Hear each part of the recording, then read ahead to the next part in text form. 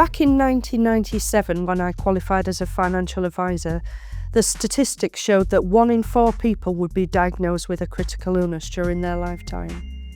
Fast forward to 2026, and estimates now suggest that 1 in 2 people born after 1960 will face a cancer diagnosis at some point. When you factor in heart disease and other conditions, the likelihood of experiencing a critical illness before retirement age has unfortunately become a reality for many of us. Decades ago, a diagnosis of a serious illness was often considered a death sentence. However, today, advances in medicine mean that more people than ever are surviving these conditions. Cancer survival rates, for example, have doubled over the past 40 years, with nearly half of patients now living 10 years or more after diagnosis. This leads to a different kind of challenge, however. While surviving a critical illness is increasingly common, remaining financially stable through it is far less certain. The average cancer patient faces additional costs of around £570 a month during treatment, often alongside a reduced or lost income due to time away from work. Looking more closely at the numbers, there are around 390,000 new cancer cases in the UK each year, with around a 50% chance of surviving 10 years. There are 100,000 heart attacks annually, with around 70% of individuals surviving for at least a decade. Strokes account for another 100,000 cases each year, with around half of those affected reaching the 10-year mark. These are not isolated or rare events. With cancer, heart attack and strokes alone, almost 600,000 people in the UK receive a diagnosis every year. Many are of working age, with mortgage commitments, families to support, and ongoing financial responsibilities that don't just pause when illness strikes. Being diagnosed with a serious illness can create a number of financial pressures, for example, lost earnings. Many patients require long periods off work due to treatment and recovery.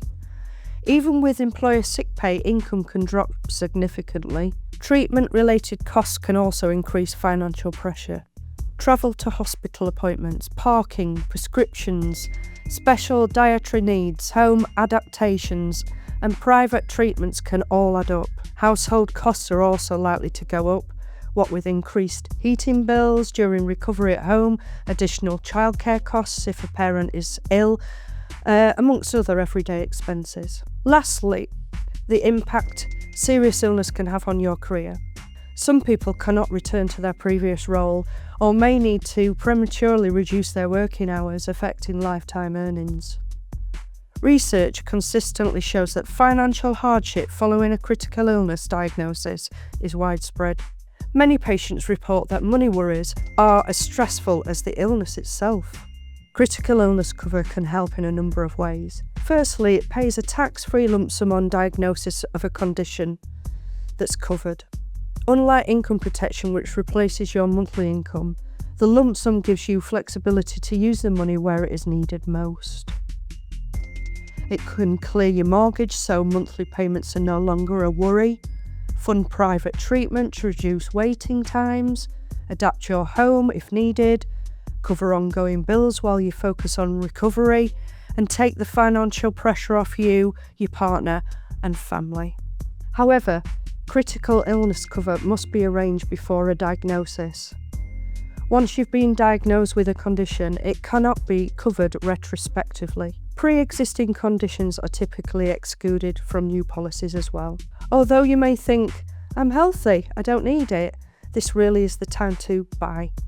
Critical illness cover is particularly valuable for homeowners with a mortgage, because a lump sum payout can clear your mortgage immediately, removing your biggest monthly expense during recovery. Parents with young children, well, the financial buffer lets you focus on treatment without worrying about how to feed and house the family. People with a family history, for example, if you've had cancer, heart disease or strokes run in the family, your statistical risk of developing the condition is higher. Anyone without substantial savings, if you do not have 6 months or more of living expenses saved, a critical illness could be financially devastating.